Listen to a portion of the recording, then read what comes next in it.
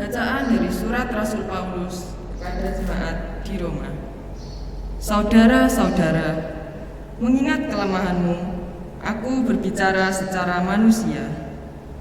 Sebagaimana kalian dahulu telah menyerahkan anggota-anggota tubuhmu menjadi hamba kecemaran dan kedurhakaan yang membawa kalian kepada kedurhakaan, demikianlah sekarang kalian harus menyerahkan anggota-anggota tubuhmu menjadi hamba kebenaran yang membawa kalian kepada pengudusan.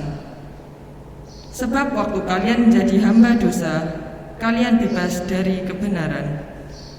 Dan buah apakah yang kalian petik daripadanya? Semuanya menyebabkan kalian sekarang merasa malu, karena kesudahannya ialah kematian.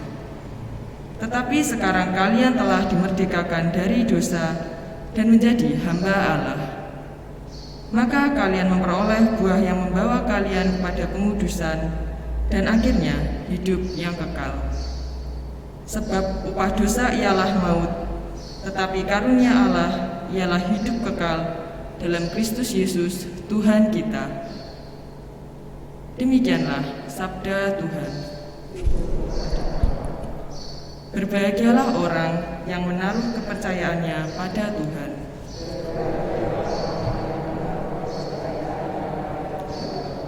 Berbahagialah orang yang tidak berjalan menurut nasihat orang fasik, yang tidak berdiri di jalan orang berdosa, dan yang tidak duduk dalam kumpulan kaum pencemooh, tetapi yang kesukaannya ialah hukum Tuhan, dan siang malam merenungkannya.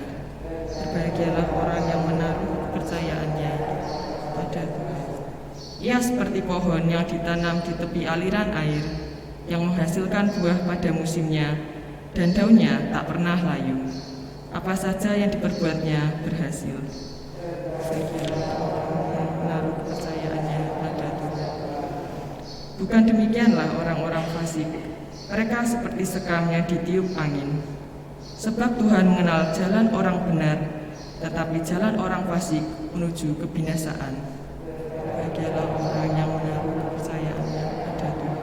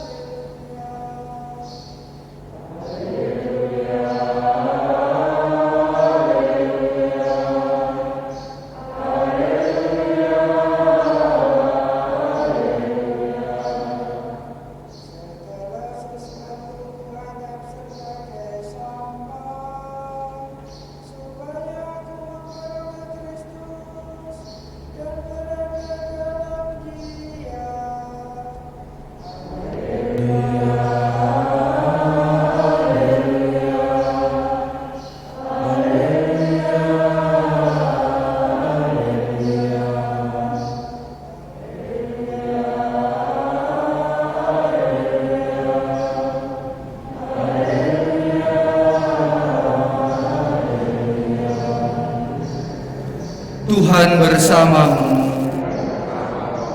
Inilah Injil Yesus Kristus menurut Lukas.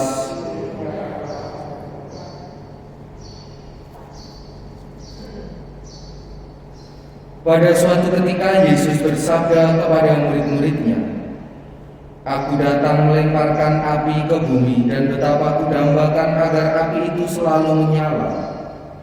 Aku harus menerima baptisan, dan betapa susah hatiku sebelum hal itu berlangsung.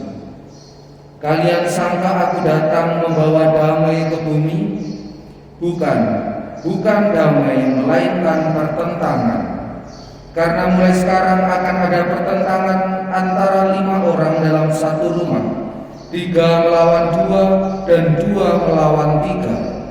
Mereka akan saling bertentangan, bapa melawan putranya, dan putra melawan bapaknya, ibu melawan putrinya, dan putri melawan ibunya, ibu mertua melawan menantu, dan menantu melawan ibu mertuanya." Demikianlah sabda Tuhan.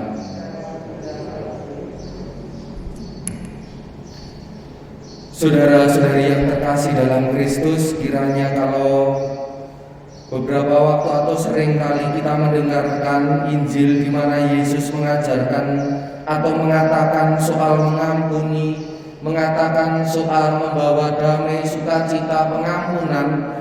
Kiranya dari Injil yang kita dengarkan hari ini, Yesus mengatakan kepada para muridnya bahwa kalian sangka aku datang membawa damai? Bukan damai melainkan pertentangan. Yang dimaksud di sini bahwa iman itu menuntut pilihan yang tegas, ya atau tidak. Dan kadang iman yang dimiliki seseorang itu tidak bertumbuh karena adanya pertentangan dengan urusan-urusan duniawi.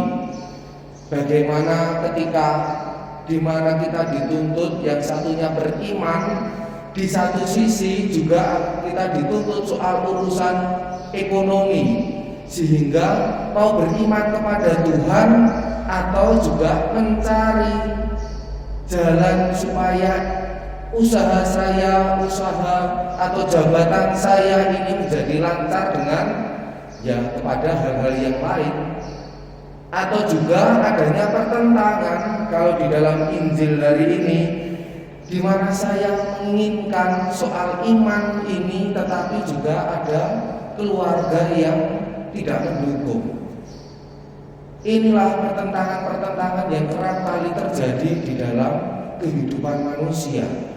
Meski kiranya ini tidak bermaksud bahwa Yesus mengajak kita untuk membenci atau kita diajak untuk melawan keluarga, bukan. Justru ketika kita mencintai Tuhan, akan menyempurnakan kasih kita kepada keluarga, kasih orang tua kepada anak, kasih anak kepada orang tua. Tetapi melalui Injil hari ini, terlebih dahulu kita diajak untuk mengutamakan Tuhan. Kita diajak untuk mempertegas iman kita, karena Allah kita meminta kita untuk menjadikannya itu yang pertama dan utama. Kalau Allah sudah yang pertama dan utama, maka urusan duniawi juga akan menjadi kita diberi kekuatan untuk membereskan, menghadapi persoalan-persoalan duniawi. Maka kita diajak untuk senantiasa beriman dan percaya kepada Tuhan, maka semuanya juga akan ditambahkan kepada kita. Berkatalah senantiasa menyertai kita semua.